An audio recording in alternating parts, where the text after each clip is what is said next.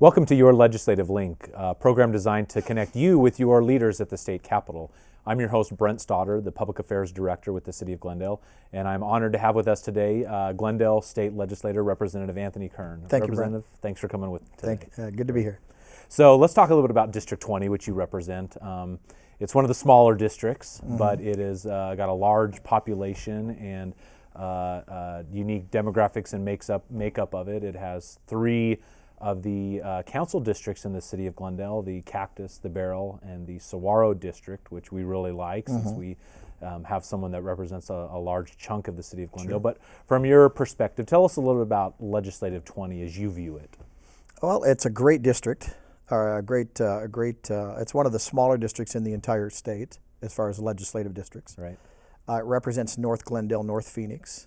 I actually have two council members that live in the district. Councilmember Ray Malnar and Councilmember Ian Hugh. Right.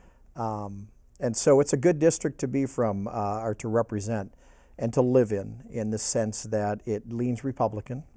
I think there's depending upon what poll you look at, it leans 8 to 13% Republican over Democrat with a lot of independents. And it's kind of a moving district where although there's a lot of people that have resided in the district for quite a while, there's still some transition as far as new home sales and people moving into the district. Sure. As far as the economic growth in there, it has Metro Center borders it, Arrowhead Mall borders it, and so those two big economic drivers contribute to the district. So it's a great district to be from. It's a great district to represent. The people are great, and I love it. Yeah. So you grew up in Minnesota. I did. But you've spent for nearly 3 decades now. You've spent in Arizona. What is it about Arizona that you love that's kept you here? That you've spent all of this time here? Well, Arizona, it has everything a person wants as far as my philosophy and my outlook. In that it's just a great state. If you want Midwest weather, you go up north. If you want the nice dry summer heat, you go down, you stay in the valley here. Has everything but the ocean, but we can drive in any direction almost, at least south and west.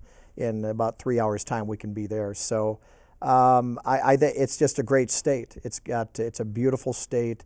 It's got year-round excellent weather. The job growth in Arizona is great.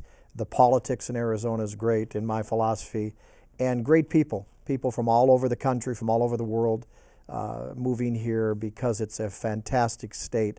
And in the 30 plus years I have been here, I've seen it grow exponentially. So, being from Minnesota kind of has a cool summer and then a cold winter. Arizona has all 4 seasons all year round, and it's a great state to be from. We need you, sounds like you've got the Office of Tourism pitched down. I love it. We need to get you over at our CVB recording some promotions for Arizona. It's a great state. Yeah. It's a beautiful state. And so you haven't just lived here, though. I mean, you've been actively involved in the community, particularly in Glendale, with Glendale Civic Pride. You've started a number of task force that work locally, whether it's on hoarding things or crime and multifamily housing. Tell us about why you've been so involved and what your passion is for the community. Sure. Well, I enjoy Glendale. I enjoy the city of Glendale. I think it's a very well-run city. It has all the amenities of a small town, but yet it feels in certain areas like a big city, right. Especially the Westgate district and the Arrowhead Mall district. I've just enjoyed people. I love working with people. I love policy, making policy. I enjoy just getting out there, being involved, and just meeting people. I enjoy people. Sure. I look for ways to try to help if I can. I look for problem solving. I just kind of help look for the ways to help people, look for ways to meet people. So those are. And has that translated into you've been a huge supporter of public safety. In fact, you're a graduate of the Glendale Police Academy. Yes. Yeah, correct. Yep. And you've always been a strong advocate and a supporter and actively involved. But even more than that, and I think it's one of the coolest things that I like about you, Representative Kern, is you're a deputy city marshal in Tombstone. Is that correct? That is correct. That is correct. I actually got sworn in last February. I am a graduate of the Glendale Law Enforcement Training Academy. The police department out of Glendale did a fantastic job. Their representatives that teach there are fantastic. I can think of Officer Hauserman in firearms. She probably is one of the greatest firearms instructor I've ever seen or had the privilege to meet.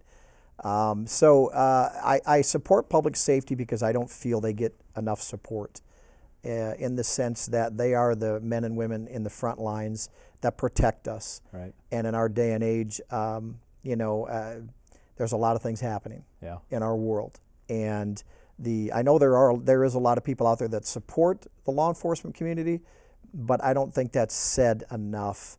And I fully support our men and women in blue, and I will always support men and women in blue, not because I am a police officer, but because that's just the right thing to do. They're good men and women. Sure. And they deserve the respect that I certainly want to see they get. Well, you've always been a strong advocate Yes. for public safety, Yeah. even in your time, not even in the legislature, but before that, your advocacy efforts and your resume show that. Yeah. So let's transition into you now as a state legislator. Sure. When did you start getting involved in politics, and what drew you Sure. into that? Well, I'd have to. That's a great question. I'd have to kind of blame that on my dad. When I was a kid, I come from a family of 13 brothers and sisters. Wow. Same mom and dad. My dad still lives in Minnesota. My mom passed away in 2010.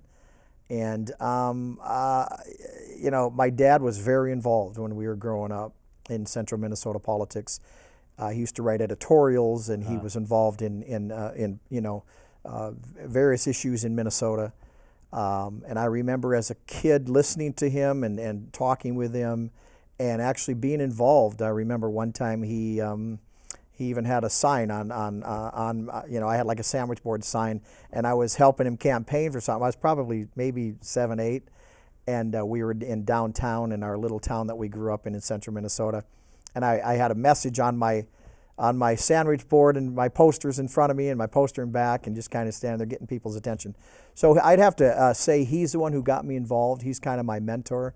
And even now when I have questions, whether it be federal questions or issues that I involve myself in the state, I call him. What got me involved in politics, that would be the start. But as the years progressed, I remember listening intently on the radio and watching on television certain issues that come up, social issues, fiscal issues in the country, in the state, and even in the city, and just kind of banging my head saying, why are they doing this? What's going on? Oh, that's a good move. Oh, that's something that needs to be done. And just, saying, okay, one day I'm going to run, one day I'm going to run, one day I'm going to run. Then when my children got old enough to get they were out of the home, and I said, okay, now's the time. And so I decided to throw my hat in the ring in a city council race. Okay. And I actually lost that race, but I got to know a lot of people in the Barrow district. Sure. And then and then a couple years later, so my first intent was to run for city council, wait 4 years, run again. So my goal was city council, to be honest with you. So then I got redistricted. I had some calls from some citizens saying, hey, would you run again? So I ran again, lost again. And then the district, I had no intentions of running for the legislature. I had someone come up to me, and she said, you need to kind of think higher office. That kind of resonated with me, but I wasn't sure how that was going to happen. A few months later, I had the district come up to me, the district chairman, and asked me if I would run for an open seat in the district. And that's a long story, but to make a long story short, I said yes, and ended up beating an incumbent at that time. Sure. And that was in 2014. You talked about some of the races that you had run before, some of them unsuccessful, but certainly Yes. there's learning lessons. Oh, absolutely. Now that you are an elected official, Yeah. you're spending your time representing the people, but when you were in those initial local campaigns, you probably learn a lot about the community when you're out there talking to people and learning the issues. And what's the experience like as a candidate for someone that has decided to run and to get out there and to start that, to put themselves on the line? Yes. Well, it's a great experience, and to me, running for office is an honor. Especially being in office is an honor. But getting to know the people, the best part of a campaign is meeting the people, knocking on the doors, talking one-on-one, finding out their issues. What are their issues? What do they like to see?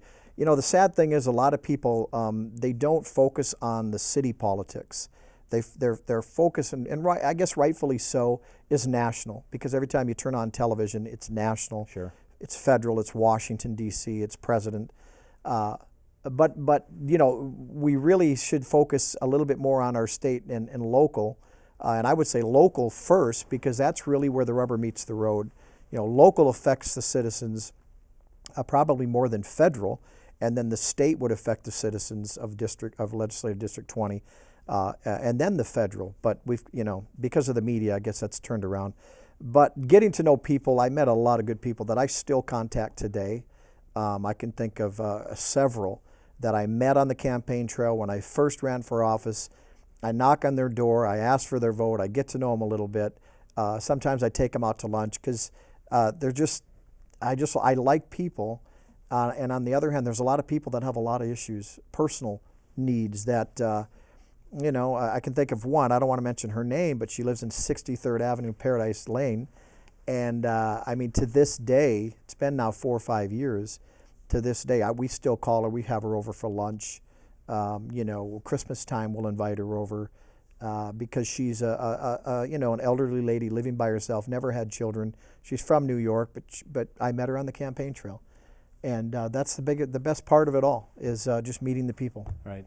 And I think that's one of the things we enjoy having such a good relationship with our delegation at the state legislature is the ability to serve citizens. Yep. And working closely with your office and our other legislators' offices, you know, constituents don't always know where to go to or who to talk to when they have a problem. And so, you know, sometimes they call us and we can seamlessly transition them into your staff if it's a state issue or a state agency issue. And in the same way, we have that back and forth where you contact us and say, I've got a constituent with an issue, and then it's a local issue and we're able to handle it. And that's really what people expect from government. And we appreciate your responsibility and how we work together on that. Let's talk a little bit about as a legislator, the type of legislation you introduced. Several of the legislators that we talk to and meet with, I know each year what type of legislation they're going to introduce. I know that this person's going to introduce their 2 education bills and then their you know, Secretary of State bill.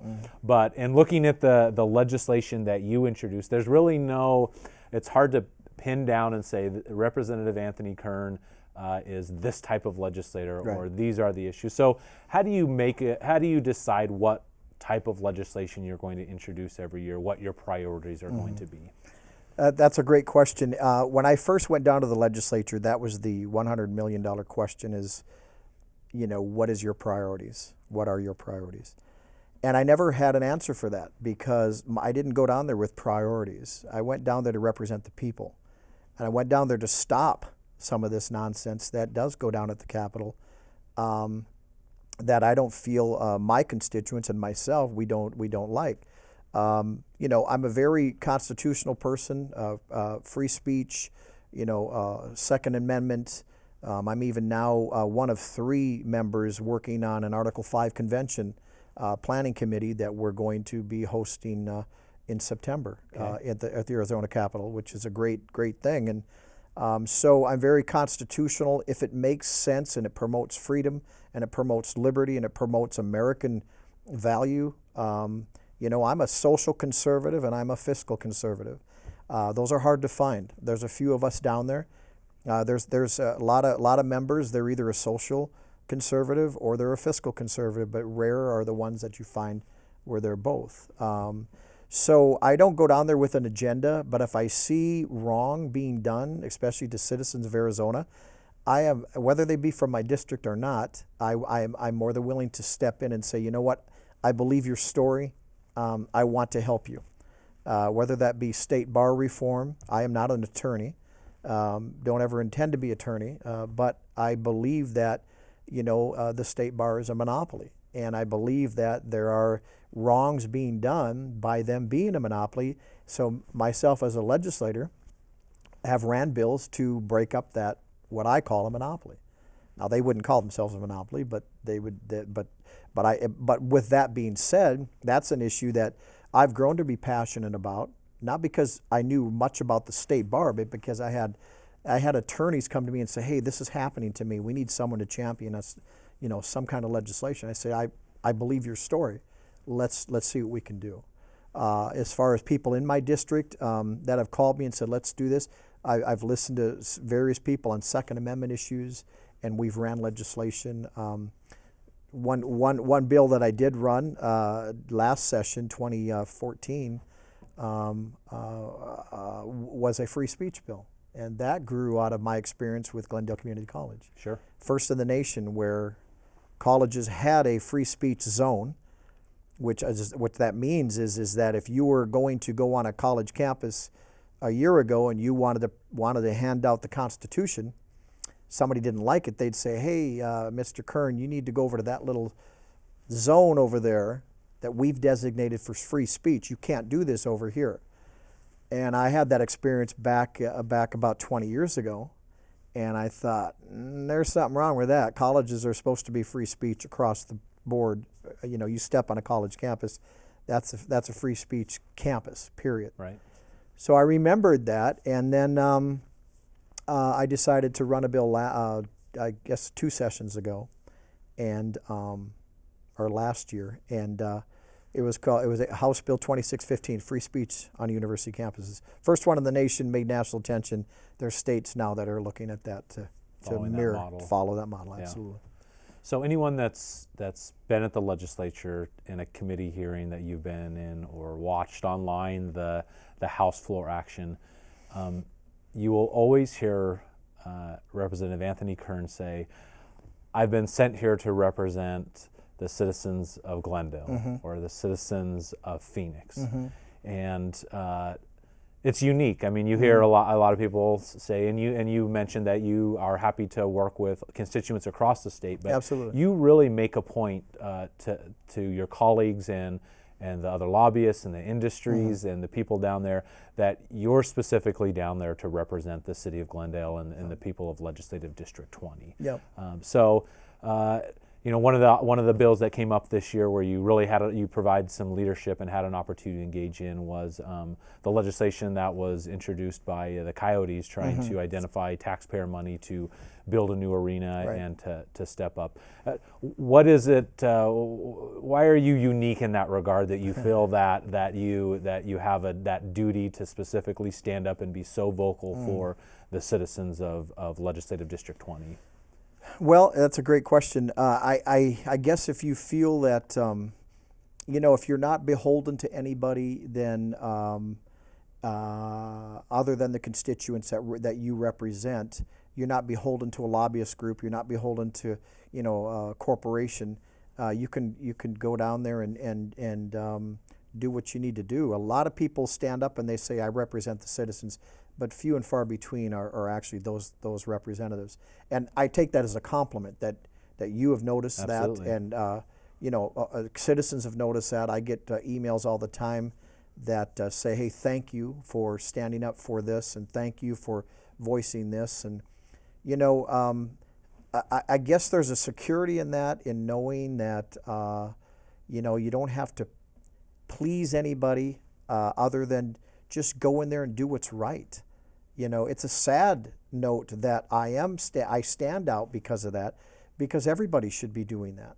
But that's not true. And when I first had the experience of a legislator who says that the legislator says, I represent the people, but yet they don't, because they don't vote for, what the people want. It's a sad thing. It's an eye opener, because there are people down there that do vote for the next election, although they say, I'm voting for the people, but that's not true. Right. But there are legislators down there that absolutely, and I can name several of them right now, absolutely stand up for the people of Arizona. They need to continue to be reelected because they're fighting for the people. I don't want to name their names, but they're good legislators. There's a lot of good ones. And you won't hear a lot about the good ones in the media, because the media likes the controversy. They're not happy unless and we see it out of Washington, unless they're butting heads, they don't run bills like, hey, we're holding hands and we're pushing through Democrats and Republicans, they like the controversy. Yeah. And so that's all the media, the people here. And when I take people down to the legislature and I show them around, more times than not, in fact, I think across the board every time, they're amazed at how well we get along, how the things that happen down there, and the legislators that they meet. So it's an honor to represent the citizens of Arizona, not just my district, because my philosophy represents people of Arizona in, like I said earlier, freedom, liberty, Second Amendment rights, our constitutional liberties, which I think have been eroding, year after year after year. So I am never ashamed to represent the citizens.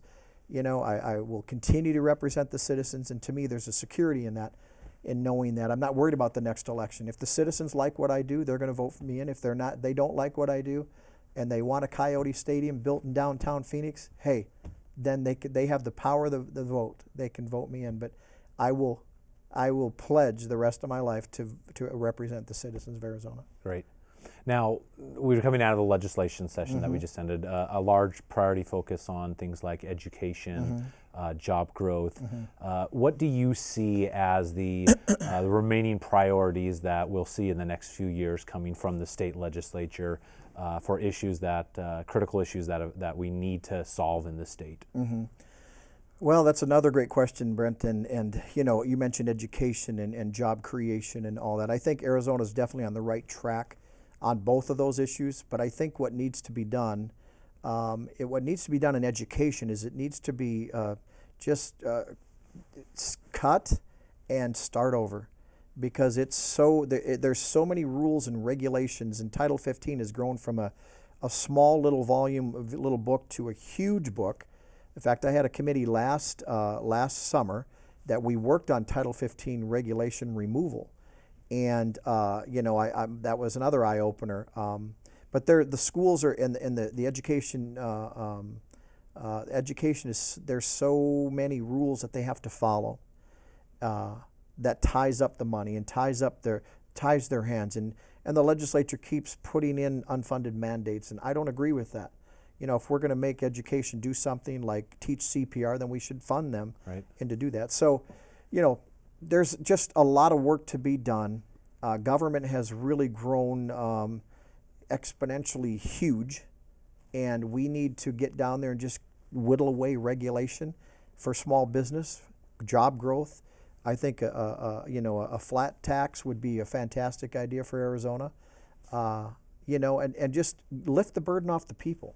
Lift the burden off education, and lift the rules, lift the regulations, let freedom work, let competition work, let our founding principles work. But government keeps getting in the way. So great. So you have been at the legislature since you got several sessions under your belt.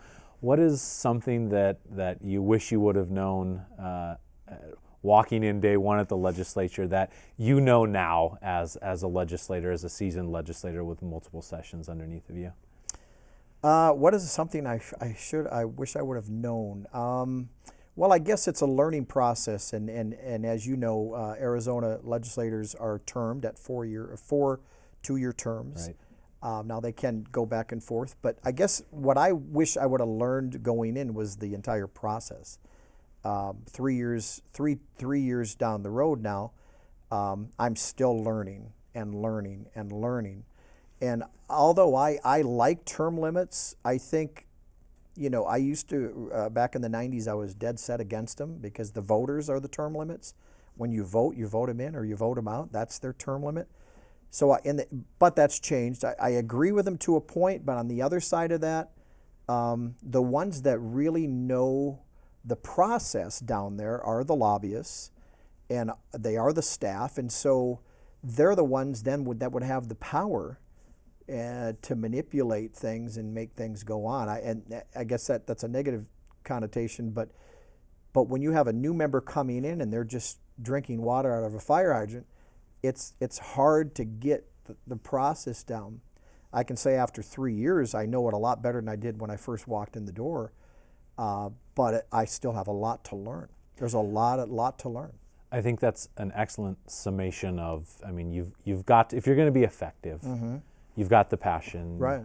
the connections, you know the people, you knock the doors, you come in, but now you have to learn that process. Yes. So how does a citizen, and I'm always interested to get the take from a legislature on this, how does a citizen who, you know, isn't down there on that learning curve Sure. and working it and stuff, who sees that process, has some passion about a specific issue or something that's impacting them or their neighborhood, and doesn't just want to, they'll probably pick up the phone and talk to you, but they themselves want to get engaged and go down and advocate. What's your advice to citizens about how they can kind of get up to speed and how they can learn that process so that they themselves can be effective advocates down at the legislature? Sure. Well, my advice would be to start now. Come to the district meetings that we have at 43rd Avenue in Sweetwater in fact, we're going to have one Monday night at 7 p.m. And are they every Monday night?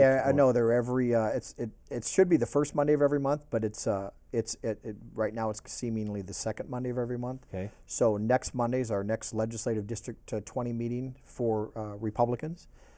Democrats have one also. I don't know when theirs is. Okay. But I would start there and get to meet your legislators. Myself, Representative Boyer, and Senator Yee will be there, and we will give our legislative take. We have a couple minutes to do that, but get to know us. That'd be number one. Become a precinct committeeman or committeewoman. That would be number two. Is to get involved. You know, knock on doors, find out what the issues are, and then maybe become a state committee person, where you can, as a precinct committee person, every January you go to the county party meeting downtown, and that is where you do the bylaws and you elect county officials and all this and that. Then you become a state committee person, and then you go to the state meeting downtown Phoenix, and that's the entire state coming in and electing people and changing laws, bylaws, and all that. That's a great way to get in. Then you meet everybody. You meet your congressmen, you meet your legislators, you meet your council members, and your state party chairs. So definitely start there, and anyone is free at any time to come down to the legislature. Great. And give me a call. You know, I remember back when I before I ran for office, meeting some legislators and thinking, oh my gosh, you know, I worship these guys, because it was just different. I thought, but being involved, being there, I am a normal person that got elected. Right. You know, I'm no different than anybody else. I have to learn the process.